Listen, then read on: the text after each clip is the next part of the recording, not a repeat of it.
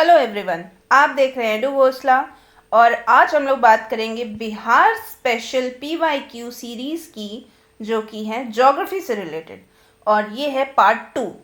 First part हमने पहले भी डिस्कस कर लिया और आज हम लोग सेकेंड पार्ट डिस्कस करेंगे। ये सीरीज़ आपके बिहार स्पेशल 70वीं BPSC के प्रीलिम्स के लिए बहुत हेल्पफुल होगी। तो चलिए शुरू करते हैं। पहला सवाल देखते हैं। पहला तैरता हुआ सौर ऊर्जा संयंत्र बिहार के किस स्थान पर बनाया गया है? तो सौर ऊर्जा संयंत्र यानी कि solar power plant, it means एक रिन्यूएबल सोर्स ऑफ एनर्जी का सौर ऊर्जा संयंत्र बिहार में किस स्थान पर बनाया गया है? तो जो स्टूडेंट्स पहले से BPSC की तैयारी कर रहे हैं वो जानते होंगे कि ये सौर ऊर्जा संयंत्र दरभंगा जिले में बनाया गया है। पर यहाँ प्रश्न है कि वो किस स्थान पर बनाया गया है। ऑप्शंस दिए गए: कदीराबाद दरभंगा, दिलबरपुर दरभंगा, जमालपुर दरभंगा, उपयुक्त में से एक से अधिक या इनमें से कोई नहीं।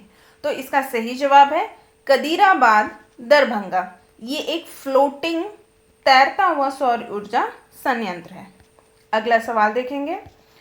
2011 की जनगणना के अनुसार बिहार में शहरीकरण का स्तर डैश प्रतिशत था, जो बढ़कर वर्तमान में डैश प्रतिशत हो गया।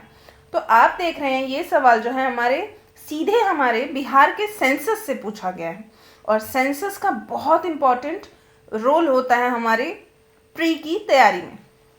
तो शहरीकरण की जब बात हो रही है तो हम अर्बनाइजेशन के डेटा को सीधे सीधे देखेंगे। ऑप्शंस देखते हैं।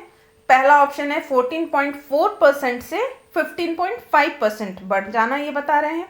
11.3 से 15.3, 12.2 से 13.1। अगला ऑप्शन है उपयुक्त में से एक से अधिक या इनमें से कोई नहीं। तो सीधे हम सेंसस से हम हेल्प लेंगे इसके डेटा को समझने के लिए। तो सेंसस कहता है according to 2011 census rate of urbanization is Bihar is only 11.3% compare to the national average of 31.2%। तो इसका ऑप्शन बी सही होगा। 11.3% से बढ़कर 15.3% अब बिहार में शहरीकरण के स्तर का प्रतिशत हो गया है। अगला सवाल देखेंगे। निम्नलिखित में से कौन सा भागलपुर से मिर्जा चौकी की ओर रेल मार्ग में बिहार का अंतिम स्टेशन है?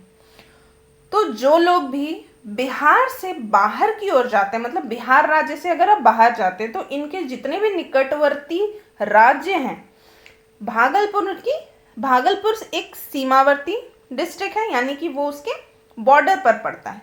और मिर्जा चौकी जो स्थान है वो झारखंड में पड़ता है और वो भी झारखंड के साहेबगंज जिले में।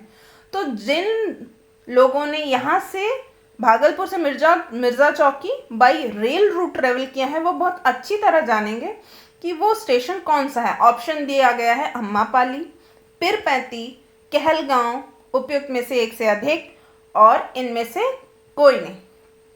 इसे सीधे हम मैप की सहायता से समझेंगे। इस मैप को आप देख रहे हैं, इसके जो बॉर्डर एरिया पे आप देखेंगे भागलपुर हमारे किधर है? यहाँ पर है ना, ये है भागलपुर।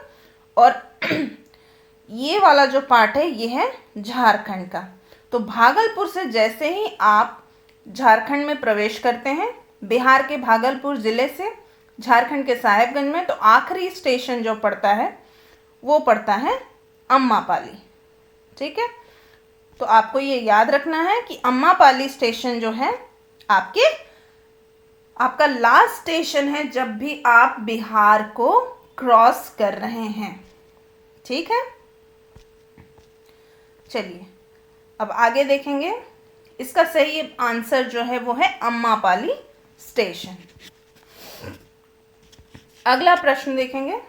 बिहार में बहने वाली पवित्र फल्गु नदी निम्नलिखित में से किन नदियों के संगम से बनती है? तो फल्गु नदी का नाम सभी मीन्स बहुत सारे स्टूडेंट्स ने सुना होगा। वहाँ की प्रमुख फल्गु नदी है और जो कि एक मौसमी नदी यानी सीजनल रिवर है, जहाँ सिर्फ बारिश के मौसम में पानी ज़्यादा हो जाता है, अदरवाइज कम रहता है पानी सालों भर। तो इसका संगम पूछ रहा है कि किन नदियों के संगम से ये बनती है। ऑप्शंस देखेंगे: मोहाना, लीलाजन, जिसे निरंजना नदी भी कहते हैं। अगला ऑप्शन है लीलाजन और सोन नदी, और उसके बाद है सोन और मोहाना नदी, और उपयुक्त में से एक से अधिक, और अगला ऑप्शन है इनमें से कोई नहीं। तो आप सीधे सीधे सोन नदी का ऑप्शन जो है उसे कट करेंगे। क्यों? क्योंकि सोन नदी जो है, यहाँ मैप में देखेंगे आप, सोन नदी ये देखिए, ये है हमारी फल्गु नदी, ये है हमारी फल्गु नदी, और सोन नदी जो है इसके पैरेलली बहती है इस तरफ से। तो इन दोनों का तो कोई मेल ही नहीं है, तो सोन नदी को आप ऐसे ही कट कर देंगे, सोन नदी का ऑप्शन हो जाएगा कट। और और फल्गु नदी को संगम के बाद निरंजना नदी के नाम से भी जाना जाता है, तो इसका ऑप्शन ए हो जाएगा राइट। ठीक है, अब अगला सवाल देखेंगे। बिहार में किस स्थान पर पहली बार चाय बागानों की स्थापना की गई? तो आप सब जानते हैं कि बिहार में एक ऐसा खास जिला है जहाँ पे चाय की खेती की जाती है। ठीक है, तो ऑप्शंस हम लोग देखेंगे। पहला है सुपौल, दूसरा ठाकुरगंज, तीसरा बहादुरगंज, फिर है उपयुक्त में से एक से अधिक, और इनमें से कोई नहीं। तो आपको ये मालूम तो है कि भारत में जो आसाम राज्य जो है वो सबसे ज़्यादा चाय की खेती करता है। ठीक है, तो बिहार जो है, बिहार से जो सटा हुआ ज़िला है वेस्ट बंगाल का, सिलीगुड़ी, दार्जिलिंग, ये सारे ज़िले भी हैं जो जहाँ पे चाय की खेती की जाती है। तो एक ज़िला है जिसका नाम है किशनगंज। तो किशनगंज ज़िले में एक जगह है ठाकुरगंज जहाँ पे चाय की खेती की जाती है, और वो वहाँ पर सबसे पहले चाय बागानों की स्थापना की गई थी। और ये सारे सवाल जो आप देख रहे हैं स्टूडेंट्स, ये सारे सवाल 68वीं बीपीएससी में आए हुए प्रश्न हैं, तो इसे आप एक बार ज़रूर दोहराएंगे। तो ये है वहाँ की चाय बागान, इसकी एक तस्वीर आप देख लेंगे। अगला प्रश्न देखेंगे, बिहार राज्य का कुल भौगोलिक क्षेत्रफल वर्ग किलोमीटर में क्या है? तो ये तो आपको बिल्कुल मुंह ज़बानी, जैसे आप अपना नाम याद रखते हैं, अपना बर्थडे याद रखते हैं, इस तरह से आपको बिहार राज्य का कुल क्षेत्रफल भी याद रखना है।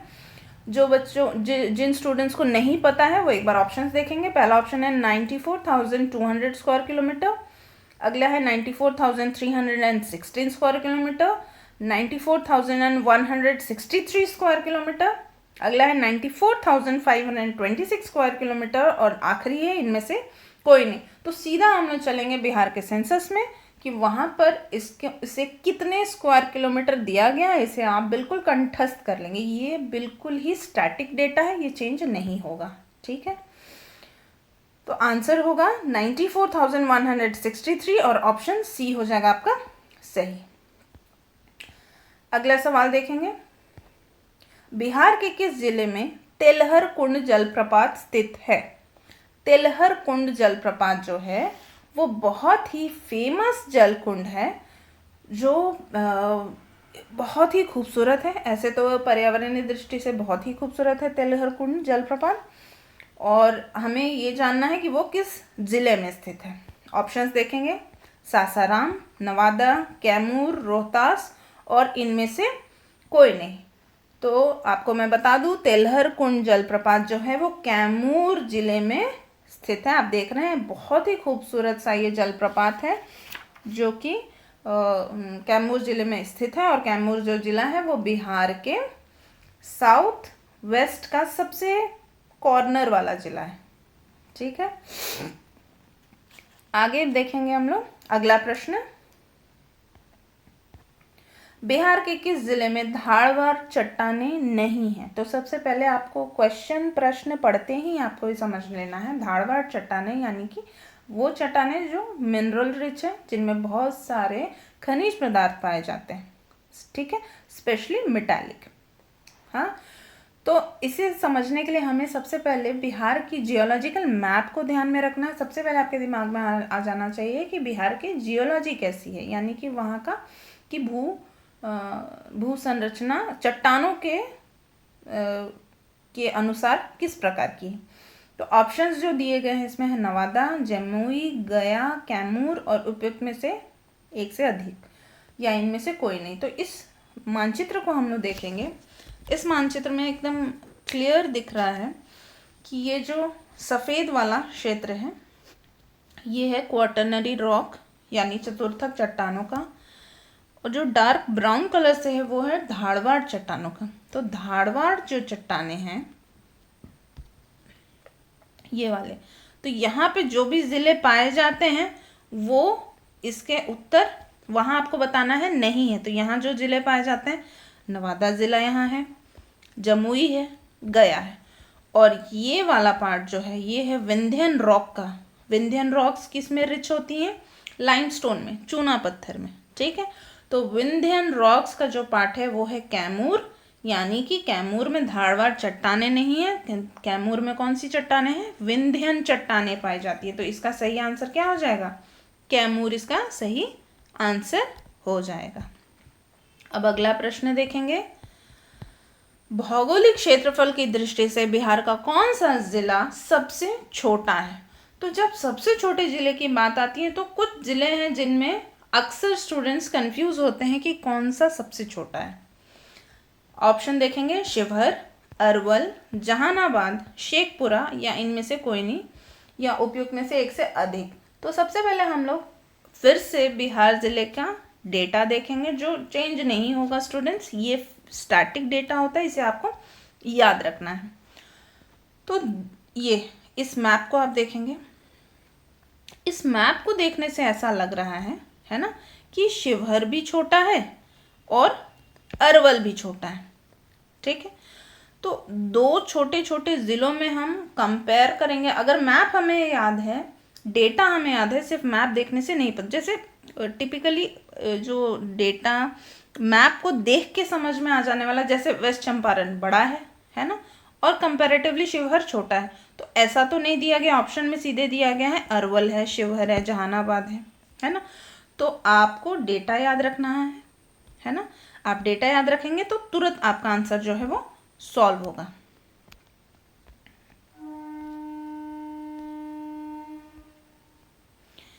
शिवहर, अरवल, जहानाबाद या शेखपुरा।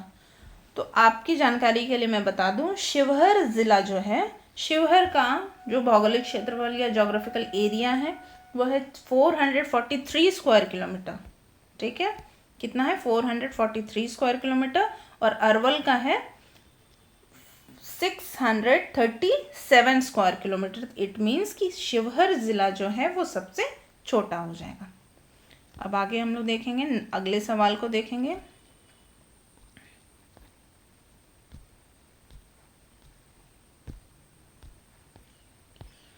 अगला सवाल है, बिहार का पहला रामसर स्थल कौन सा है? तो आपको सबसे पहले मैं बताना चाहूँगी, रामसर साइट्स जो होते हैं वो वेटलैंड एरियाज़ होते हैं, जो कि हमारे एनवायरनमेंट के लिए बहुत अच्छे हैं। हमारी ज्योग्राफी को, हमारी बायोडाइवर्सिटी को ये एनकरेज करते हैं, है ना। तो बिहार का पहला रामसर स्थल की जब बात करते हैं तो हम देखेंगे ऑप्शंस, कैमूर रेंज, खड़गपुर झील, कांवर झील, राजगीर हिल्स। अगला है उपयुक्त में से एक से अधिक या इनमें से कोई नहीं। तो आपको मैं बता दूं कि बिहार का पहला रामसर साइट यानी कि वेटलैंड एरिया है कांवर झील, और इस कांवर झील को एक और नाम से जाना जाता है कंवरताल झील के नाम से भी जाना जाता है। ये बेगूसराय ज़िले में स्थित है और ये गंडक नदी के मुहाने पर बनता है ये कांवर झील, और ये एक ऑक्सबो लेक है यानी कि गोखुर झील है।